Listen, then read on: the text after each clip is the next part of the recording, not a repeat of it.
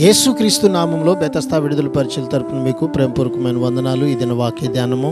నీ స్వరూప దర్శనముతో నా ఆశను తీర్చుకుందును. కీర్తన గ్రంథం 17వ అధ్యాయము 15వ వచనము. దావీదు తనకు తన శత్రువులకు ఉన్న తేడా చెబుతూ ఉన్నాడు.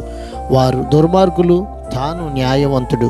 వారు తమ సంపదలనే చూసుకుంటారు, తాను దేవుని వదనాన్ని చూస్తాడు. ఇప్పుడు వారు ఇహలోక విషయాలతో సంతృప్తి చెందుతున్నారు.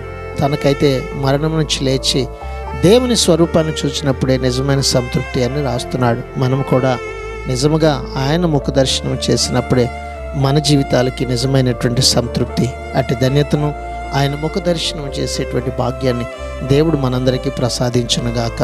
ఆమెన్.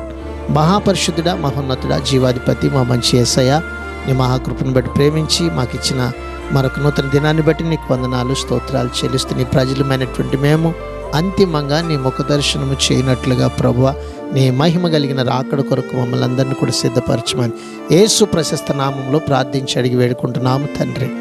ఆమెన్.